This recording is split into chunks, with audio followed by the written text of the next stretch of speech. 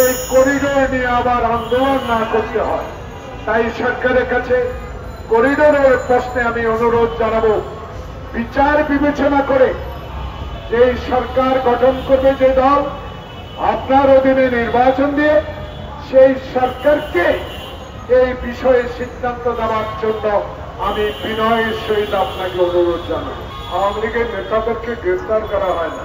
পরস্পর পত্রিকায় মানুষ বলা শুরু করেছে, আইজিপি থেকে শুরু করে খুব ভদ্রলোক মানুষ, বিএনপি কমিশনার থেকে শুরু করে সবাই বলে মামলা নিতে দেখে শুনে নেবেন এবং গ্রেফতার করতে খুব সাবধানতা অবলম্বন করবেন। অবশ্যই হাসিনার মতো করতে চান না, আপনাদেরকে ধন্যবাদ। কিন্তু বিষয়টা হল যেদিন এই গণতান্ত্রিক আন্দোলনে বাংলাদেশ জাতীয়তাবাদী দলের সকল পর্যায়ের নেতাদেরকে বিনা কারণে, বিনা মামলায়, বিনা অজুহাতে মায়ের সামনে, বোর সামনে, ছোট্ট শিশুর সামনে বিনা ওয়ারেন্টে যারা গ্রেফতার করেছেন, তাদের নির্দেশে যারা গ্রেফতার করেছেন, তারা এখনো বহাল তবিয়তে বাংলাদেশে আছে।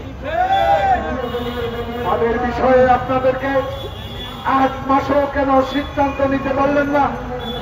শুধু সংস্কার, 3 দিন সংস্কার কমিশন করে সময় ক্ষেপণ করে আসল উদ্দেশ্য নির্বাচন, যেই নির্বাচনের বছরে বাংলাদেশের গণতান্ত্রিক শক্তি জনগণের মধ্যে ক্ষমতা এসে এই সকল নিরসন সমস্যা নিরসন করবে, তাদেরকে নির্বাচনের মাধ্যমে ক্ষমতায় আসার বিলম্বিত কেন করা হচ্ছে? তাই কোথাও যেন একটা দাবা করা হচ্ছে। আমি রাজনৈতিক কর্মী, আমি রাজনৈতিক কথাই তুলে ধরতে চাই। তাই আজকে নাগরিক পরিষদে আমার নেতারা যারা সামনে বসে আছেন, রুমা সহ কথা সবার কিছু নাই।